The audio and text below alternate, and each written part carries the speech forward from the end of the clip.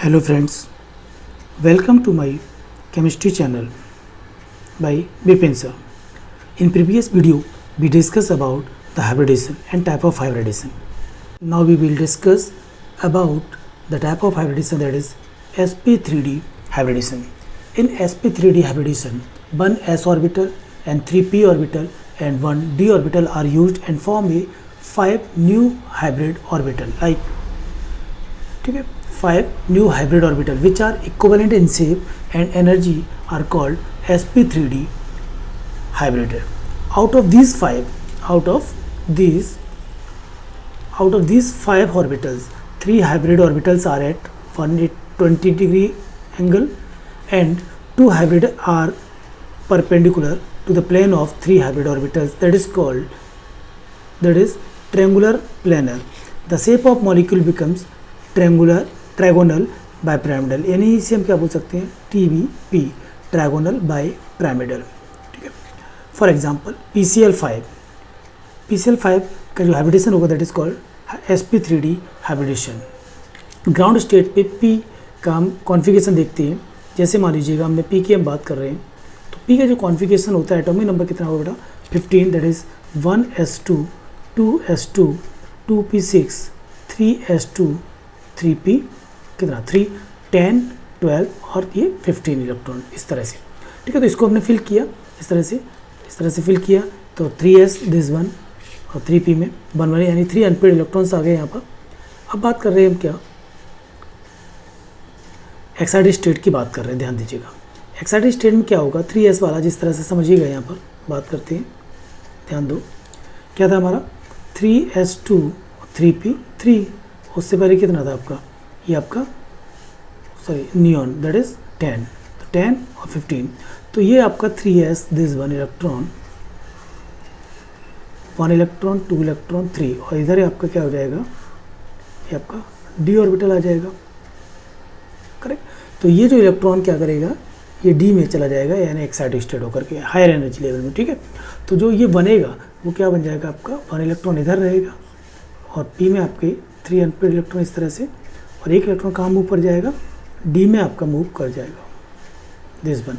तो इस तरह से एक s 3p और d, तो sp3d दिस वन. ठीक है. sp3d hybridisation.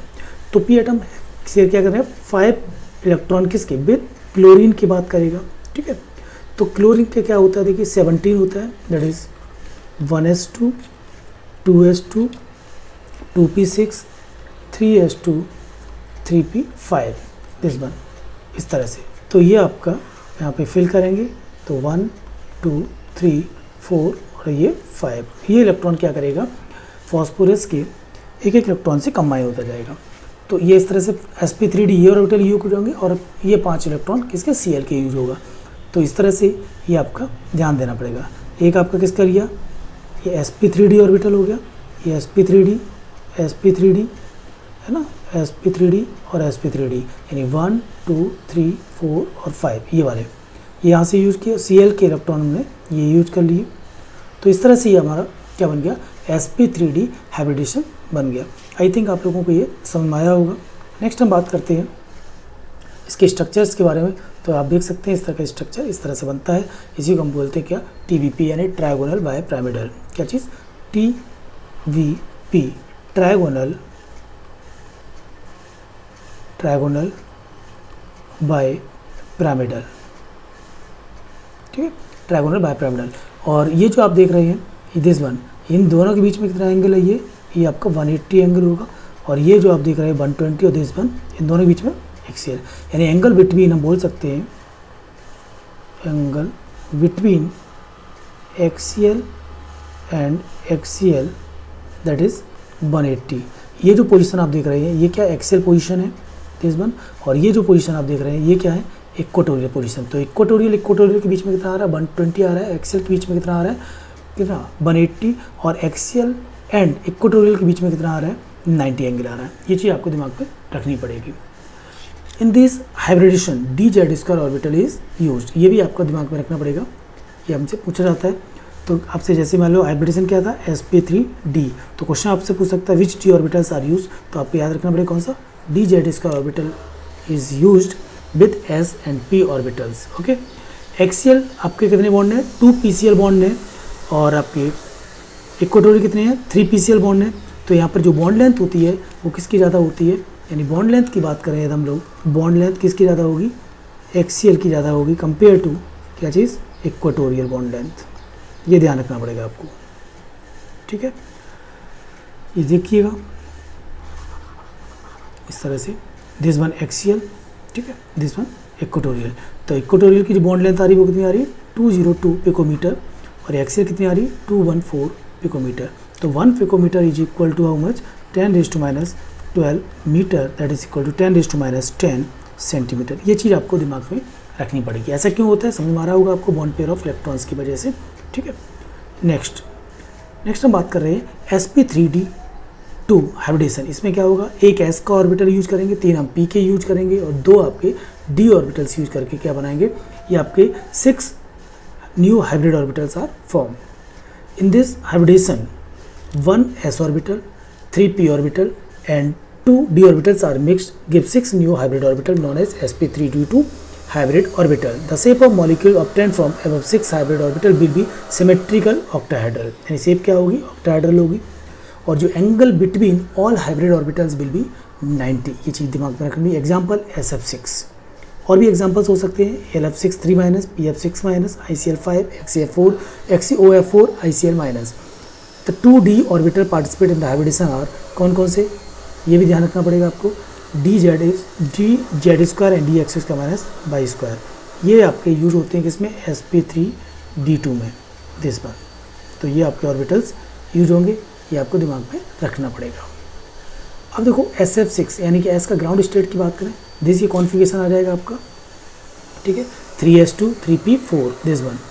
तो एक्साइटेड स्टेट की हम बात करते हैं, तो एक्साइटेड स्टेट में क्या होगा कि हमें SF6 है, तो F क्या होगा, 6 इलेक्ट्रॉन के साथ S के क्या बना लेगा, 6 बॉन्ड बनाएगा। तो अब यहाँ पर तो ये 2 ही दिख रहा है, तो ये क्या करेगा, ये इलेक्ट्रॉन इधर चला जाएगा, ठीक है, और ये इलेक्ट्रॉन भी क्या हो जाएगा, इधर चला जाएगा। तो इस तरह से sp3d2 यानी 1 2 3 4 5 6 ऑर्बिटल्स आपके इस तरह से बन जाएंगे, और ये F के क्या होगा, एक इलेक्ट्रॉन लेकर के ये फॉर्म बना लेगा, ठीक है। तो S after hybridization share 6 electron with 6f atom, 6f atom का यूज करेगा। तो इस तरह से ये आपका बन जाएगा sp3d2 हाइब्रिडेशन। इसका स्ट्रक्चर ये आप देख सकते हैं, इसका जो शेप होती है वो क्या होती है, ऑक्टाहाइड्रल होती है। कैसी होती है बेटा, ऑक्टाहाइड्रल। ये आपको दिमाग में रखना पड़ेगा, ठीक है। इस तरह से भी हम देख सकते हैं, मान लीजिए इस तरह से आप देखना चाहते हैं तो इस तरह से आप देख सकते हैं, f, इस तरह से ये क्या बन गया, ऑक्टाहाइड्रल ज्योमेट्री बन के तैयार हो गई, ठीक है। ये दिमाग में रखना पड़ेगा आपको थोड़ा सा, इस तरह से, ठीक है। ये जो एंगल आप देख रहे हैं 90 एंगल हो रहे हैं सभी में, इनके बीच में कितना एंगल होगा, 90 एंगल होगा। आई थिंक ये भी समझ में आ गया होगा आपको।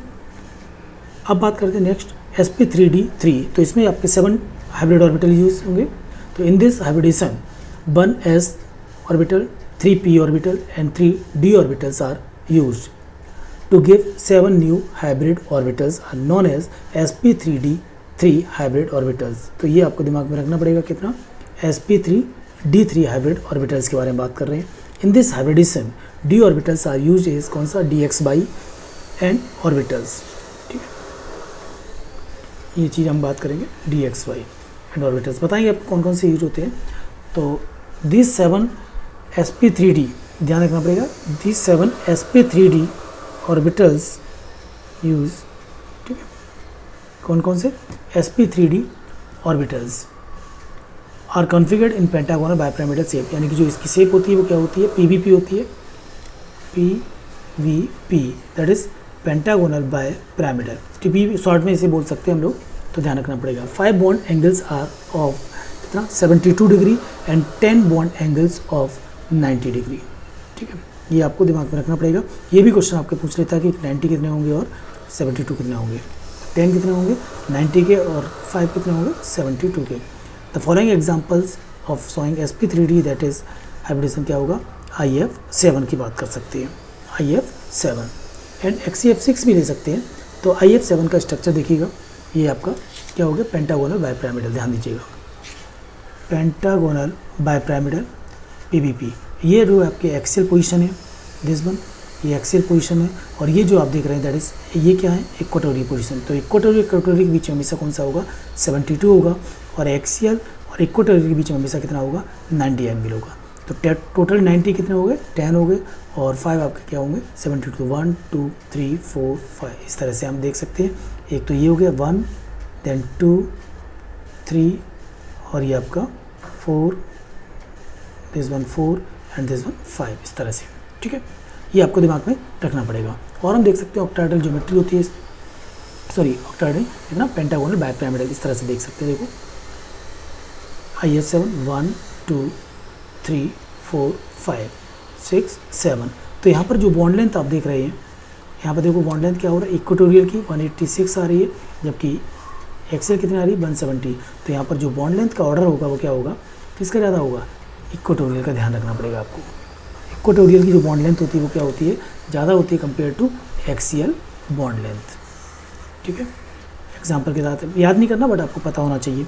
अब डी और डी, जैसे हमने हाइब्रिडेशन की बात की sp3 d3, तो d3 की बात करें तो कौन कौन से आपके डी जो यूज हो रहे हैं, दैट इज़ एक हो रहा है dx/, दूसरा हो रहा है dx² minus y² and dz²। ये आपको दिमाग में रखना पड़ेगा। अब dz ये वाला जो पार्ट होता है यहाँ पर, दिस वन, ये कौन सा यूज होता है, ये यहाँ पर यूज होगा dx² माइनस y², ठीक है।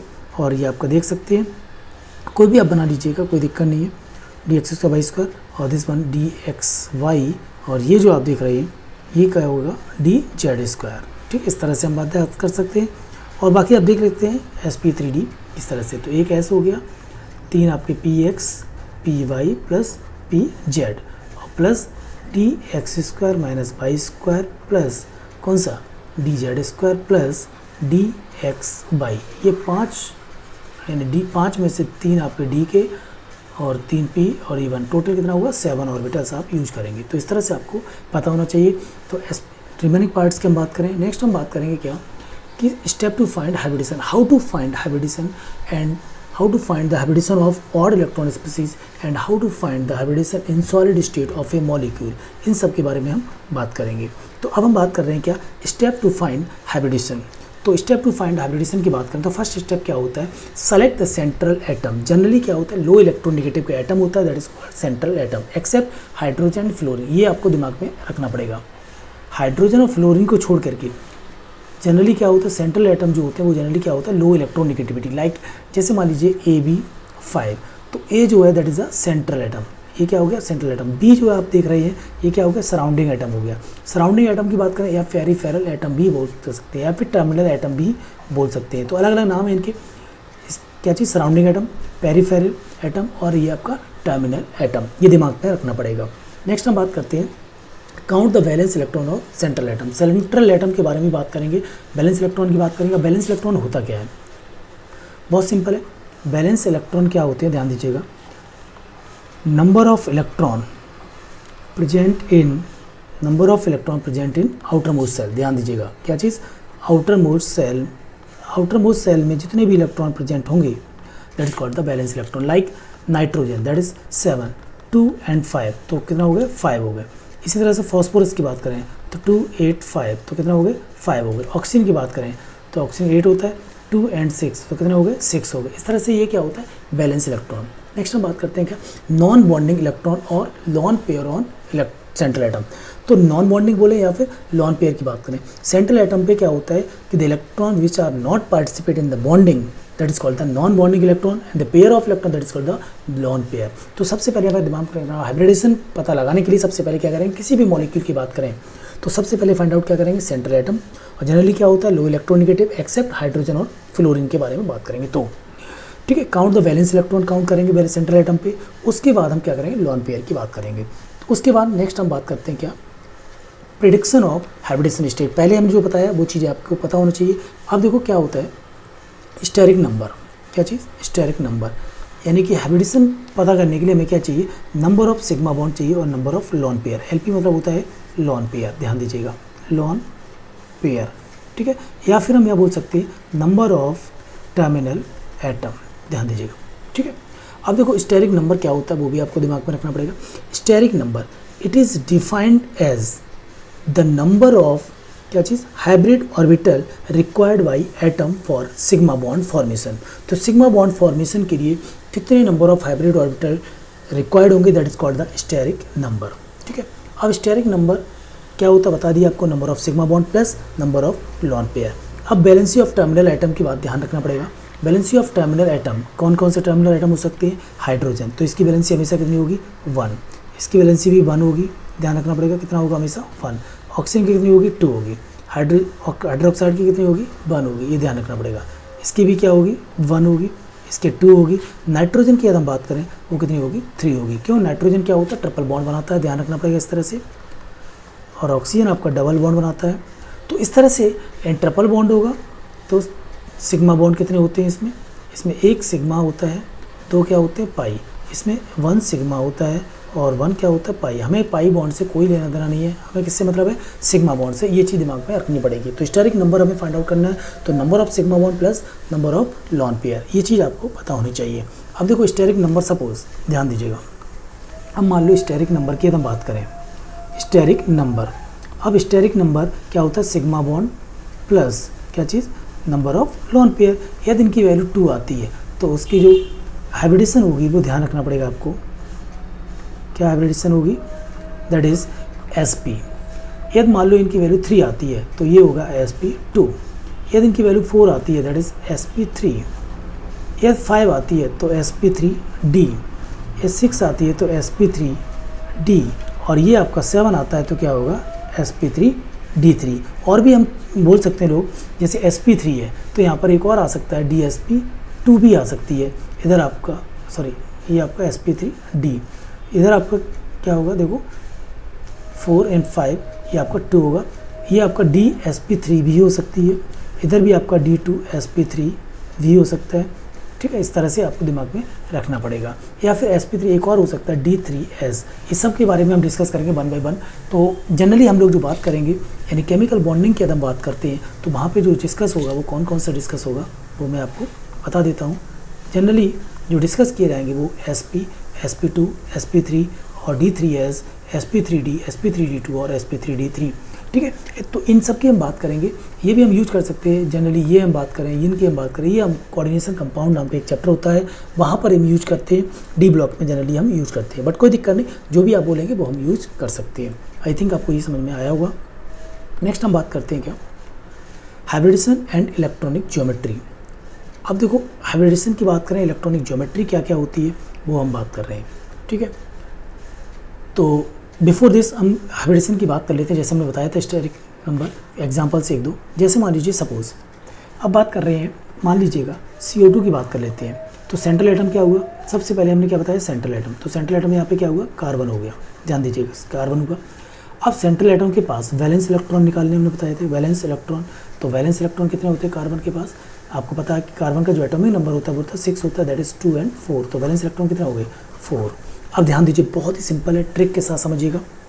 सिग्मा बॉन्ड, अब देखो कार्बन जनरली क्या होता है ये स्ट्रक्चर बना सकते हैं, यहाँ पर सिग्मा बॉन्ड कितना हो गया 1, इधर भी क्या हो गया सिग्मा बॉन्ड 1, तो क्या होता है सिग्मा बॉन्ड यानी कि एक ऑक्सीजन, ध्यान दीजिएगा एक ऑक्सीजन के पास कितना होता है 8 होता है, यानी कि 2 और 6, तो इसे कितने इलेक्ट्रॉन चाहिए 2 इलेक्ट्रॉन चाहिए, तो 2 इलेक्ट्रॉन लेकर के ये क्या करेगा ऑक्टेट अपनी कंप्लीट कर लेगा। और डबल बॉन्ड बनाता है, तो डबल बॉन्ड बनाता है तो सिंगल बॉन्ड कितना होगा 1 ही होगा। तो ध्यान दीजिए एक ऑक्सीजन 2 इलेक्ट्रॉन ले जाता है, तो कार्बन के पास कितने 4 इलेक्ट्रॉन है, 4 इलेक्ट्रॉन चले गए, एक इधर चला गया, 2 इलेक्ट्रॉन चले गए, 2 इधर चले गए, तो सिग्मा बॉन्ड कितना हुआ 1 और 1। तो सिग्मा बॉन्ड यहाँ पर स्टेरिक नंबर की अगर हम बात करें, ध्यान दीजिएगा स्टेरिक नंबर, तो स्टेरिक नंबर कितना हुआ, तो 2 सिग्मा बॉन्ड हो गए प्लस लॉन पेयर कितना होगा 0 लॉन पेयर हो गया, तो टोटल कितना होगा 2, दैट इज sp हाइब्रिडेशन हो गया, करेक्ट। और भी देख लेते NH3, ध्यान दीजिएगा समझिएगा बहुत सिंपल, n के पास टोटल बैलेंस इलेक्ट्रॉन कितने हैं, बैलेंस इलेक्ट्रॉन इसके पास हुए कितने हैं 5, क्योंकि नाइट्रोजन का कितना होता है 7 होता है, तो 2 और 5, तो आउटर मोस्ट में कितना हुआ 5 हुआ, समझना ध्यान से 5। अब देखो 5 के बारे में बात करें तो नाइट्रोजन हाइड्रोजन कितना लेता है 1 इलेक्ट्रॉन लेता है, क्योंकि हाइड्रोजन के पास 1 इलेक्ट्रॉन है, 1 इलेक्ट्रॉन और लेके क्या बना लेगा ये बॉन्ड बना लेगा, तो हाइड्रोजन के पास 1 इलेक्ट्रॉन है, एक और इलेक्ट्रॉन चाहिए, तो हाइड्रोजन क्या करेगा 1 इलेक्ट्रॉन लेकर के एक बॉन्ड बना लेगा, यानी किस तरह से देखो, ठीक है। तो अब इसके पास बचे कितने 2 इलेक्ट्रॉन बचे, यानी कि एक पेयर बचा, तो लॉन पेयर कितने हो गए 1, सिग्मा बॉन्ड कितने हो गए, सिंगल बॉन्ड हमेशा सिग्मा बॉन्ड बनाता है, तो 1 2 3, तो टोटल कितना होगा ये 4, दैट इज क्या चीज़, sp3 हाइब्रिडेशन। ठीक है, आई थिंक ये समझ में आ गया होगा आपको। और भी हम एग्जांपल ले सकते हैं, जो मर्जी है वो एग्जांपल लीजिए। मान लीजिए PCl5 की बात करते हैं। PCl5 समझिए, P के पास क्या होते हैं 15 एटॉमिक नंबर, दैट इज़ 2 8 5।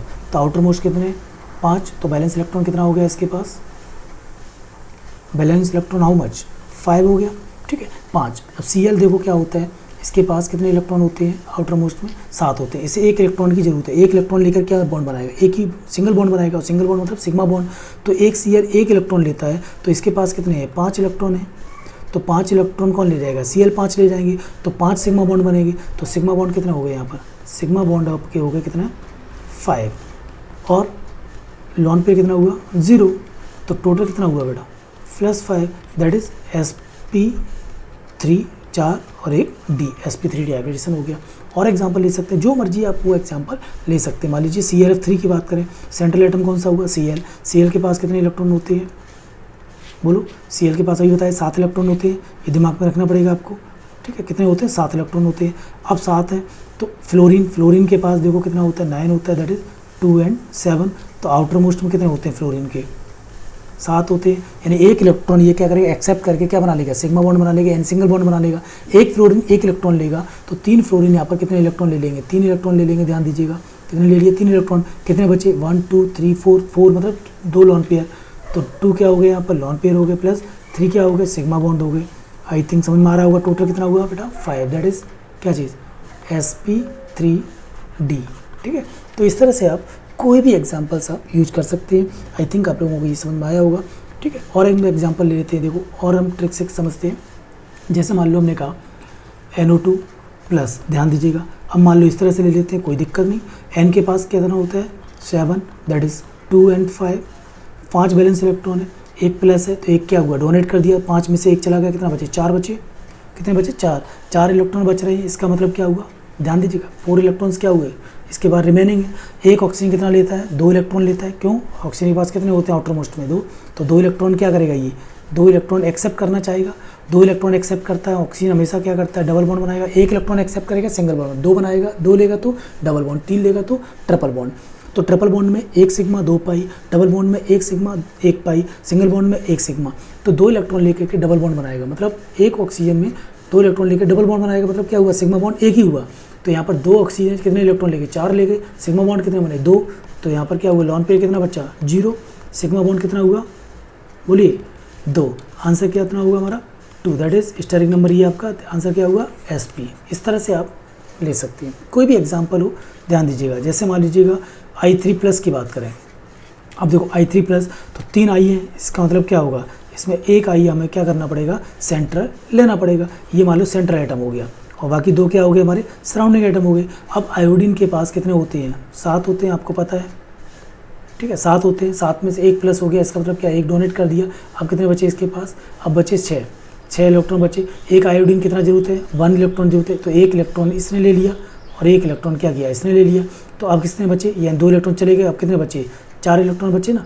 अब कितने बचे 4 बचे, 4 बचे तो मतलब क्या हुआ 2 लॉन पेयर। तो 2 लॉन पेयर हो गए यहाँ पर, और सिग्मा बॉन्ड कितने हुए 1 and 2, तो 2 सिग्मा बॉन्ड हो गए। टोटल कितना हुआ 4 मतलब sp कितना 3। आई थिंक आपको समझ में आया होगा आपको।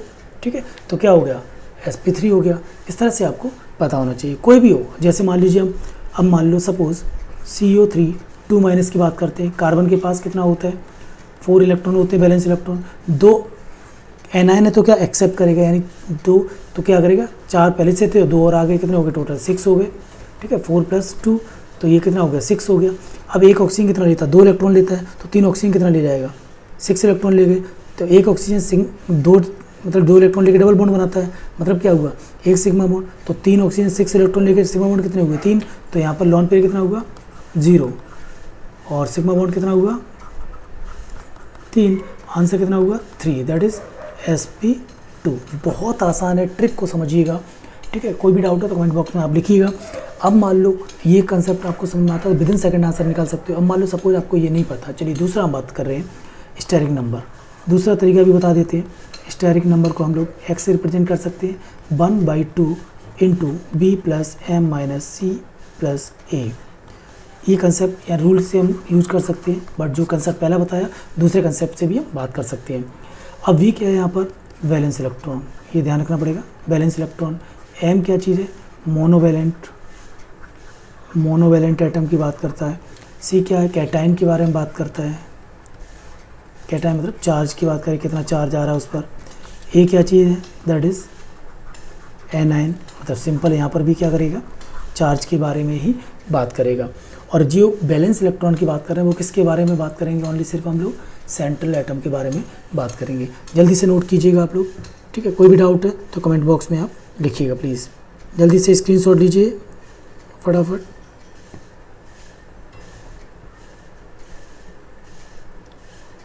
जल्दी से फटाफट लीजिएगा, फिर हम बात करते हैं नेक्स्ट।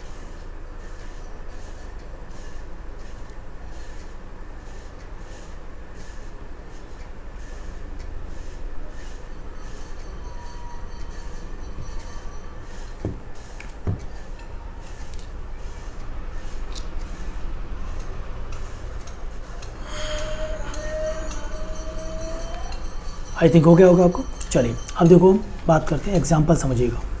मान लीजिए हमने क्या लिया, CO2 ही ले लेते हैं। चलिए तो X is equal to 1/2 into V, valence electron of central atom carbon. Carbon क्या सेंट्रल एटम है यहाँ पर, तो सेंट्रल एटम के वैलेंस इलेक्ट्रॉन कितने, 4, प्लस मोनोवैलेंट कोई भी नहीं है यहाँ पर। मोनोवैलेंट क्या है यहाँ पर, कोई भी मोनोवैलेंट नहीं है। मोनोवैलेंट मतलब क्या होता है, जैसे कि मान लीजिएगा H की बात कर सकते हैं, हेलोजन की बात कर सकते हैं, ये सब क्या होते हैं, मोनोवैलेंट होते हैं, ठीक है। तो यहाँ पर तो ऑक्सीजन है, तो डाइवैलेंट हो गया, तो मोनोवैलेंट तो कुछ भी नहीं, तो जीरो हो गया। कैटाइन कुछ है, कोई भी चार्ज नहीं है, तो इसका मतलब जीरो हो गया। एनायन भी कोई भी नहीं है, तो इसका मतलब जीरो हो गया। क्या बचा अपने पास, 4/2 दैट इज इक्वल टू 2, क्या आ गया, 2 आ गया, यानी कि Sp आ गया, करेक्ट। इसी तरह से कोई भी एग्जांपल आप ले सकते हैं। मान लो NO2 की बात करें, NO2 प्लस की बात कर लेते हैं। चलिए X is equal to 1/2 central atom this one कितना 5, प्लस मोनोवैलेंट कोई भी नहीं 0, माइनस कैटाइन कितना है 1 चार्ज है 1, प्लस एनायन 0, कितना हुआ 5 - 1 दैट इज़ 4, तो 4/2 दैट इज़ कितना हुआ Sp, ठीक है। तो आई थिंक ये आपको इस तरह से समझ में आ रहा होगा। और भी हम देख सकते हैं, जो आप बोलेंगे कोई भी एग्जांपल आप जो मर्जी है वो एग्जांपल आप ले सकते हैं। जैसे मान लीजिएगा बात करते हैं, कोई भी एग्जांपल आप यूज कर सकते हैं। नेक्स्ट एग्जांपल की हम बात करें तो जैसे मान लीजिएगा हमने लिया NH3, समझिएगा ध्यान से NH3, तो X is equal to starting number 1/2 formula लगाइएगा।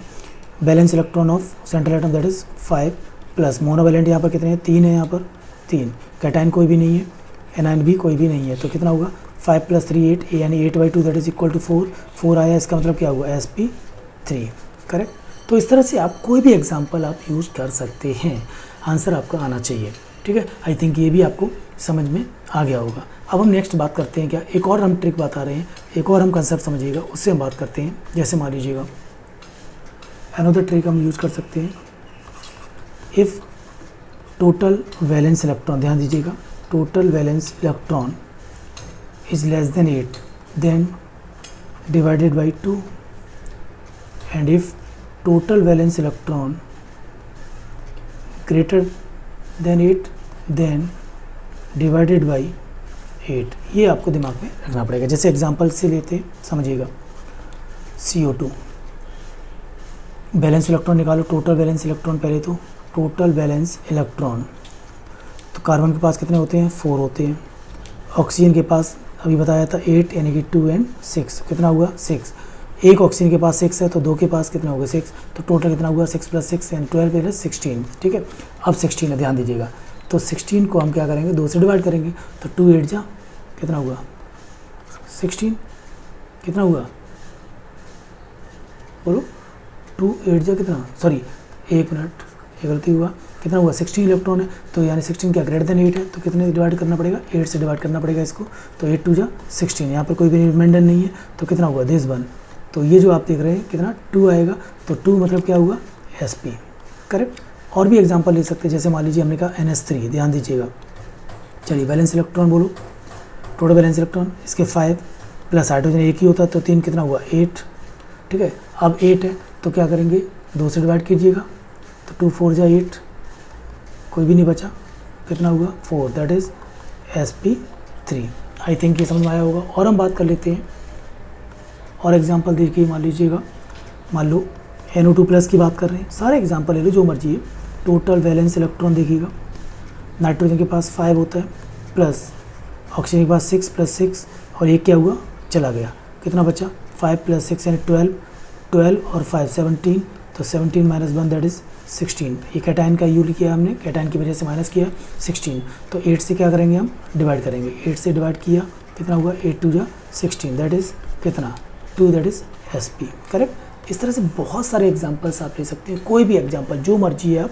मान लीजिए CO3 2- की बात करते हैं, टोटल वैलेंस इलेक्ट्रॉन बताइएगा, कार्बन के पास 4 + 6 × 3, और ये आपका -2 है तो प्लस हो जाएगा, यहाँ पर माइनस और प्लस है तो माइनस करेंगे, तो 4 + 6 × 3 = 18 + 2 दैट इज़ 20 + 24। अब 24 है तो क्या करें आप, 8 से डिवाइड कर दो, 24 है, 8 × 3 = 24, कितना, कुछ भी बचा क्या, नहीं बचा, 3 का मतलब क्या हुआ, Sp2। इस तरह से आंसर निकाल सकते हैं आप, कोई भी एग्जांपल जो मर्जी आप ले सकते हैं। और एग्जांपल लीजिएगा, मान लीजिए सपोज और भी एग्जांपल ले लेते हैं, जैसे मान लीजिए हमने लिया I3+ की बात कर लेते हैं, ठीक है। आयोडीन के पास आप जानते हैं कितना होता है, 7 इलेक्ट्रॉन होते हैं आउटर मोस्ट में, तो इसका मतलब वैलेंस इलेक्ट्रॉन निकालिए, total valence electron how much, 3 है यहाँ पर, तो कितना हुआ 7, और माइनस क्या कर दोगे 1, तो कितना हुआ 7 × 3 = 21, और -1 कितना हुआ 20 हुआ, तो यानी कि ये तो 8 से ज़्यादा है, तो किससे डिवाइड करेंगे, 8 से डिवाइड करेंगे, ध्यान दीजिए बेटा, 20, तो 8 × 2 = कितना हुआ 16, कितना बचा यहाँ पर 4, कितना बचा 4। अब देखो फिर डिवाइड करना पड़ेगा, ध्यान दीजिए, कुछ बचना नहीं चाहिए, देखो क्या हुआ 4, अब 4 है, 4 किससे, अब देखो 4 क्या है, 8 से कम है, तो किससे डिवाइड करोगे, 2 से डिवाइड करोगे, कितना आ जाएगा, 2 × 2 = 4, कितना बचा, कुछ बचा क्या, नहीं, तो ये जो आप देख रहे हैं 2 इधर आया था, ये 2 आ रहा था, तो 2 + कितना हुआ 4 हुआ, 4 मतलब क्या हुआ Sp3, आई थिंक यही आया था। कोई भी एग्जांपल आप यूज़ कर सकते हैं, जो मर्जी है वो आप यूज़ करिएगा।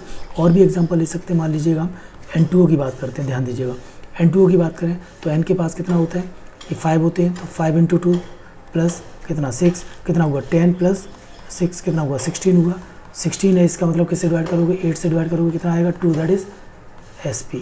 तो आई थिंक ये आप लोगों को समझ में आया होगा। कुछ एग्जांपल्स मैं दे रहा हूँ, उनको आप लोग ट्राई कीजिएगा, है ना। Calculate the hybridization for the following, ये चीज़ आपको आनी चाहिए। और हाइब्रिडेशन बहुत ही इंपॉर्टेंट है, चाहे वो नीट का हो, चाहे वो IIT का हो, किसी का भी कंसेप्ट हो, किसी का भी हो, आपको आना चाहिए। कुछ एग्जांपल्स ले रहा हूँ, ध्यान दीजिएगा, जैसे CO2 ले लिया, दूसरा HCHO ले लिया, थर्ड NH4+, सारे कैटायन एनायन मैंने सारे बता दिए हैं, तो अब आपको आना चाहिए SO4 2- 5 PCl3 6 IF5, इसके बाद आपका N3- 8 I3- 9 NO3- 10 है आपका POCl3 11 O3 12 HCOOH। किसी का भी आप यूज़ करें, कोई भी मेथड, मैंने आपको 3 मेथड बताया, 3 में से आपको जो अच्छा लगता है वो आप यूज़ कीजिए, ठीक है। कोई भी एग्जांपल आप यूज़ कर सकते हैं, XCO3 XCF6 XCO2F2 XCO3, जो मर्जी है वो आप यूज़ कर सकते हैं, ध्यान रखिएगा, बट आपको ये सब चीज़ें आनी चाहिए। XCOF4 CS2, और आप कोई भी जो मर्जी है आप यूज़ करिएगा। और एक दो और एग्जांपल ले लेते हैं,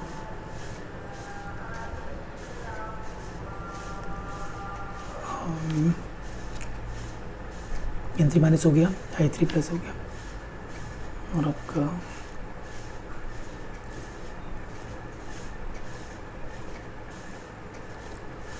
PO4 3- 20 PS3। ये एग्जांपल आप ट्राई कीजिएगा। बाकी नेक्स्ट टर्न पे हम बात करेंगे how to find the hybridization of odd electron species और hybridization of a molecule in solid state. I think आपको समझ में आया होगा। यदि आपको कोई भी प्रॉब्लम आती है किसी भी स्टेप में तो आप लोग कमेंट कीजिएगा, लाइक कीजिएगा, शेयर कीजिएगा और सब्सक्राइब कीजिएगा। प्लीज़ अपने दोस्तों को शेयर कीजिएगा। थैंक यू बेटा, bye bye. Thanks for watching my chemistry channel. Please like, share and subscribe. For more updates, press the bell icon. Thank you.